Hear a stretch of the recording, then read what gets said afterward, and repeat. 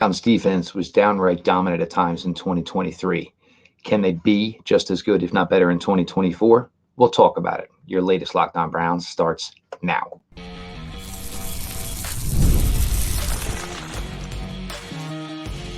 You are Locked On Browns, your daily Cleveland Browns podcast. Part of the Locked On Podcast Network, your team every day.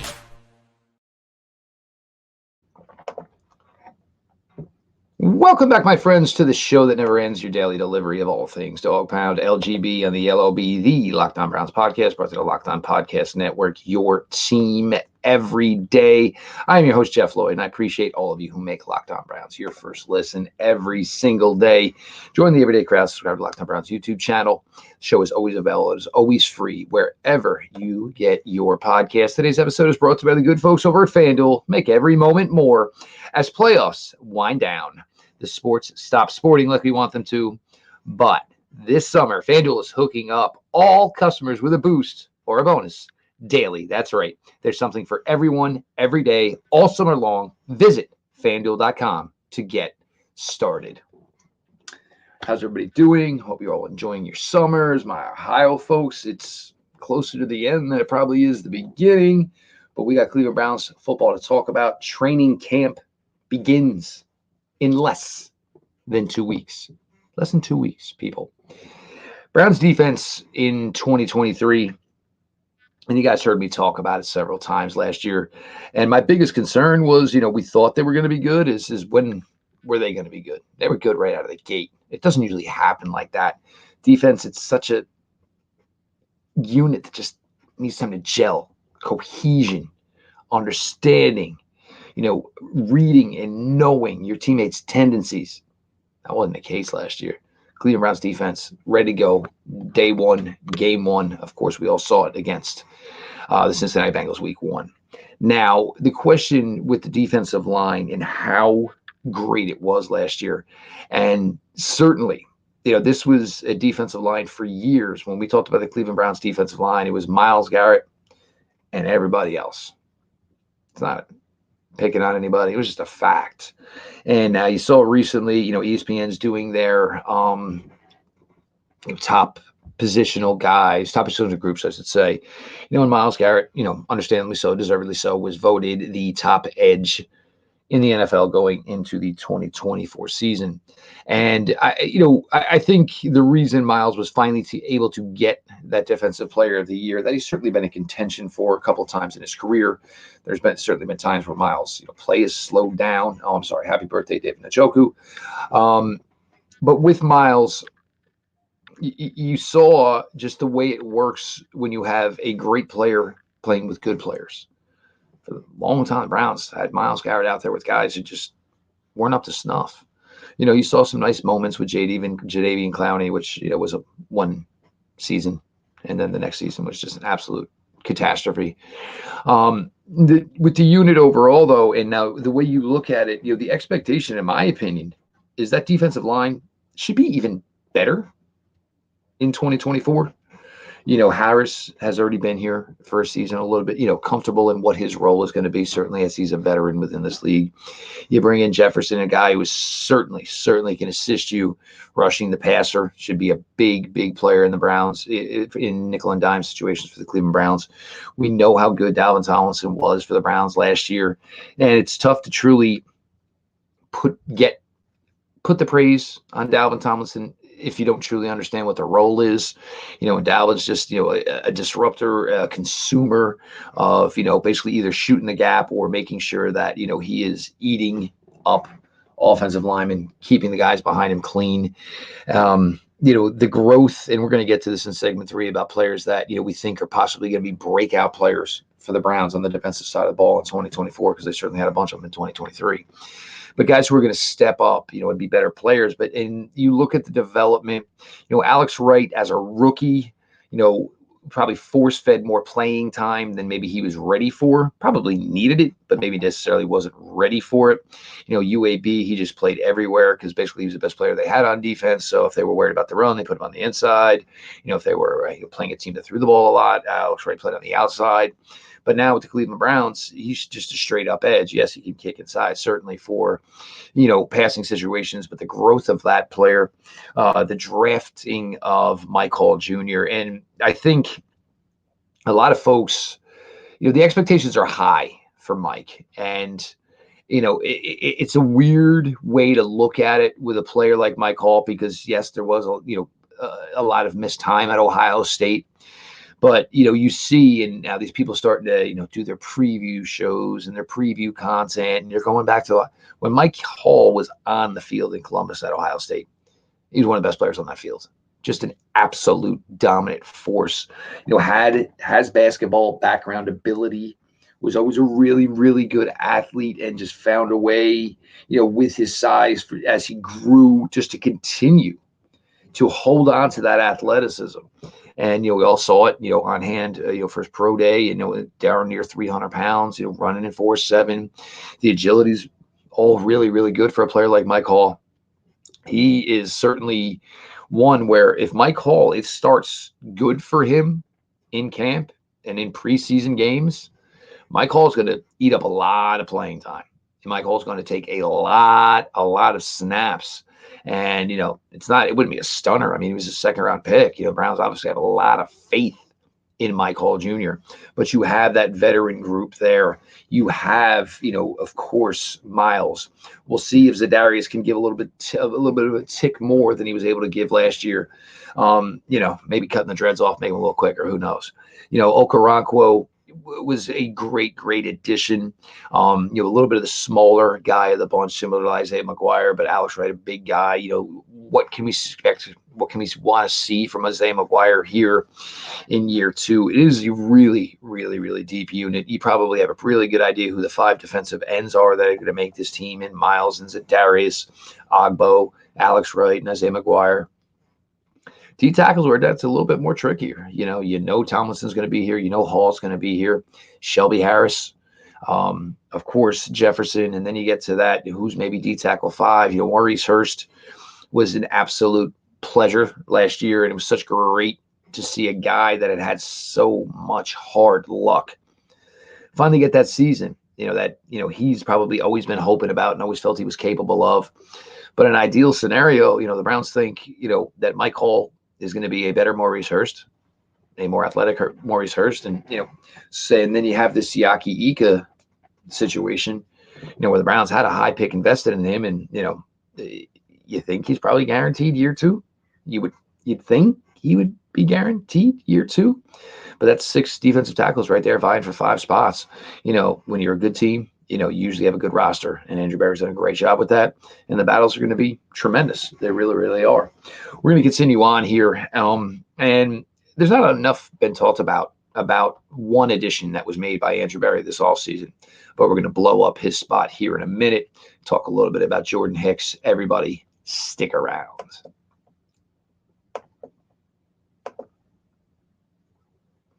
I love sports. You love sports. We all love sports. I love them so much, I never want them to stop. But as the playoffs have winded down, we get fewer games. And the sports aren't sportsing like I want them to or you want them to. But FanDuel lets me keep the sports going whenever I want. All I have to do is open the app and dream up bets anytime I'm in the mood. And this summer, FanDuel is hooking up all customers with a boost or a bonus daily. That's right. There's something for everyone every day all summer long. So head over to FanDuel.com and start making the most out of your summer. FanDuel, official sports betting partner of Major League Baseball.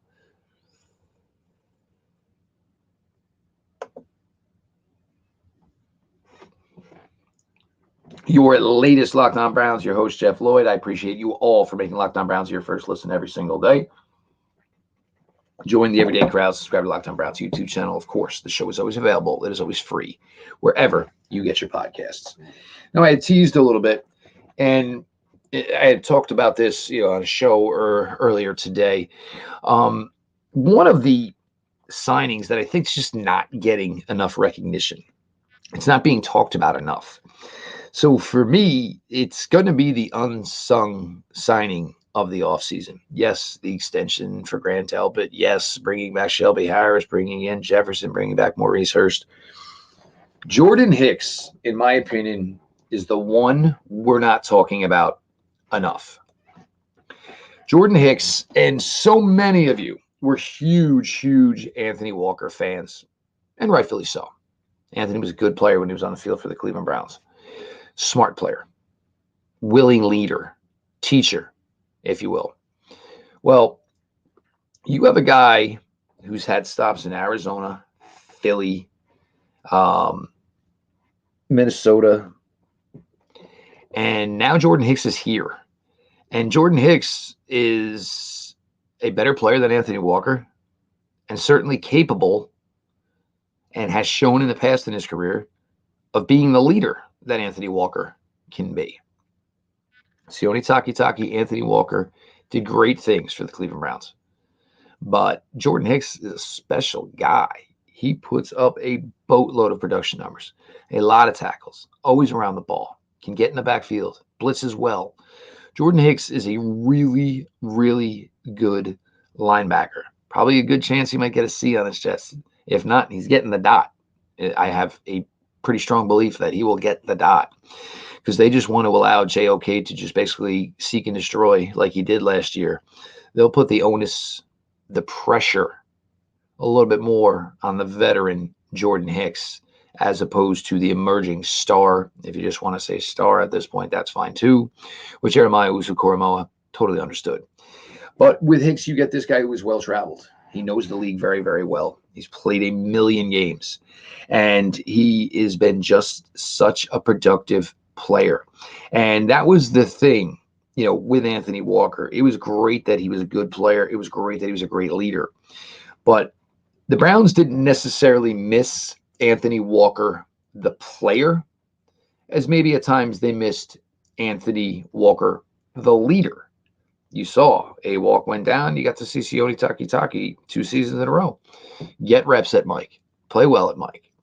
So, as valued as leadership is, and sometimes it is overrated or it is valued too much, give me the guy that's going to make the plays. Okay? That's where I'm at with Jordan Hicks. Because I think it's not being given the recognition it deserves. He is a guy that is a great communicator on the field, a great facilitator, works with everyone, a film junkie. He really has been a solid player, like I said, in all of his stops in Arizona, certainly in Philly, and certainly in Minnesota. He's been a player that has been a part of successful teams. He's been a player that's been part of playoff games. So the moment shouldn't ever get too big for a player of Jordan Hicks's ability. I mean, the game is just not going to get too big for Jordan Hicks. So now you have JOK playing with the best linebacker he's played with in his time here with the Cleveland Browns. And the unit overall is very interesting. Devin Bush looks really good to this point. And that's kind of been the key with Devin Bush, has been the health. Good player when healthy. Very good player when healthy. Former number 10 overall pick. Good when we speak of a player like Devin Bush. Tony Fields. And, Tony Fields, never a guy the opportunity to start, but a guy given the opportunity to play and always seemed to make a ton of plays, Tony Fields. Mahmoud Diabate, it's all there.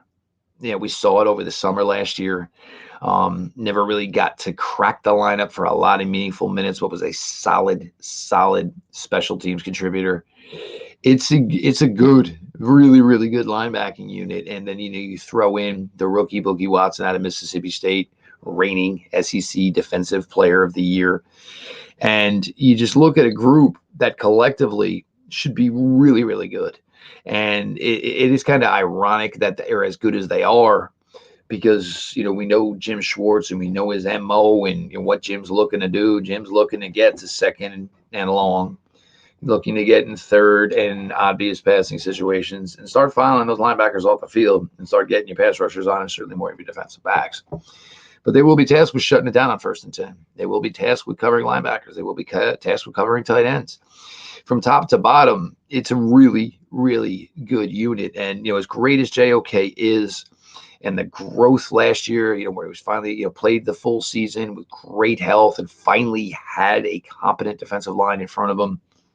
He's got a guy that can match him. These two guys both should go over 100 tackles.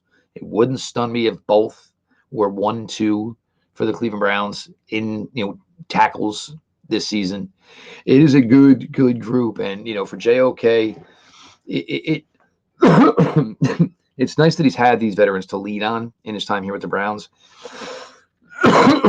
But it's getting more to the point, of leadership versus ability.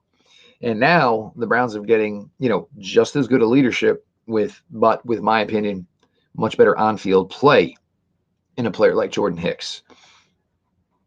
If you're not sure, look at what Anthony Walker's done the last few years. Look at the numbers. It's cut and dry. Jordan Hicks is a better linebacker. And so for the Browns to get this done, get him in here, and it's such a great mix on the defensive side of the ball, I would say, of established veterans, established role players, and young guys where we don't even know necessarily where the ceiling is for some of these guys. They're starting to raise it, but when does it stop? Martin Emerson's just been phenomenal. Greg Newsome, for whatever anybody wanted to say, he doesn't want to play the nickel, is that the other thing? Well, watch him play nickel last year. Feisty. Absolutely feisty son of a gun. A lot of big plays behind the line of scrimmage. One of the biggest plays of the entire 2023 season with the interception return against the Baltimore Ravens. Grant Delpit was having by far the best year of his career. For Grant, it was always, it seemed like it started a little slow, year 2, year 3. And then started with a bang in year 4. And, we all know it, concluded that week against the Jacksonville Jaguars, sadly enough. But coincidentally enough, he did get the contract extension that day. Martin, but, the corners, the safeties, the linebackers, the D tackles, the D ends. This unit is an incredibly looking unit on paper. They proved it in 23. The question is, can they take it to the next level in 2024? And I think that was one of the reasons you went out and you got a player like Jordan Hicks, who's going to make sure everybody's going to be accountable. You improved your linebacker play. You still got a leader, and you got a leader who's been a part of a lot of defenses that were pretty successful. We're going to continue here on your latest Locked On Browns. We're going to talk a little about possible breakout stars on the Browns defense in 2024.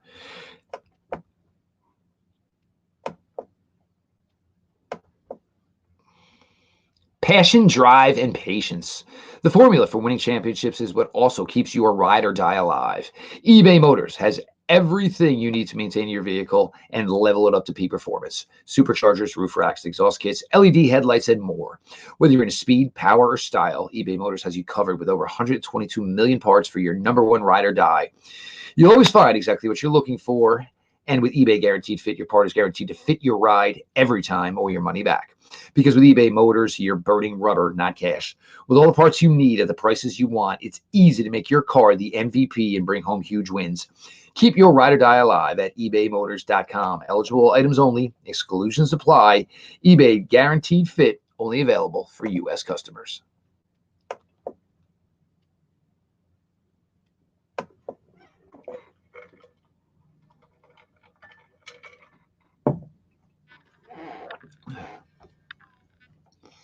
Your latest Locked On Browns, closing out here, segment 3. Your host, Jeff Lloyd. As always, we appreciate you all for making Locked On Browns your first listen every single day.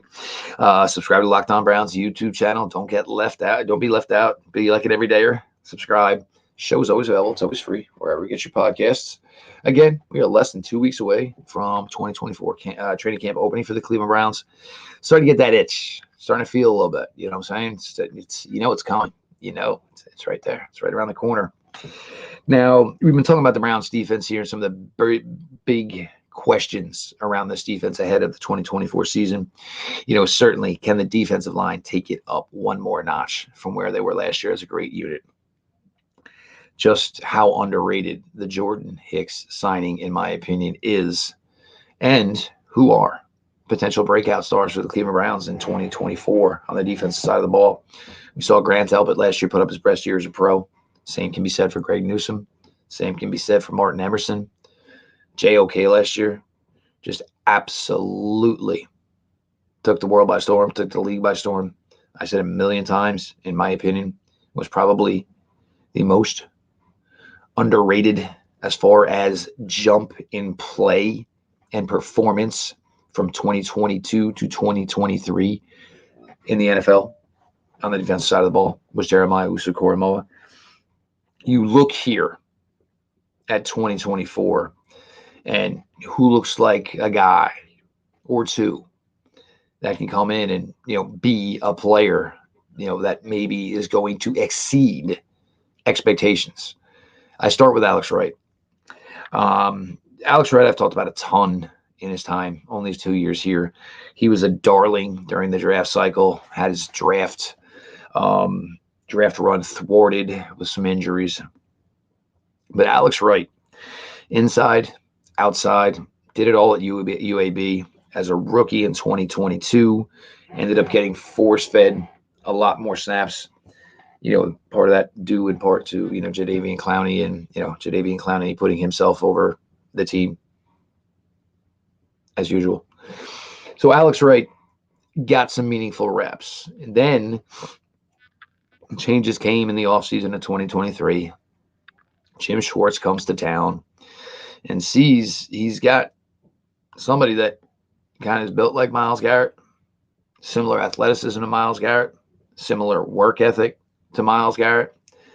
And you started to see it, and it was 3 straight games late in the season. And this is about the time where, Myles was kind of ailing a little bit and was out there, but certainly was not 100%. So people needed to step up. And certainly one of those people that stepped up was Alex Wright in year 2. So now, year 3, you figure that's usually where that jump comes. Does he start eating into more of Zadarius Smith's reps? Does he start eating into more of Agbo Okoronkwo's reps? Does he start maybe seeing defensive tackles get left on the sideline in nickel situations, in dime situations? Because we know Myles can go from either spot. We know Alex Wright can do it. We know Zadarius Smith can do it.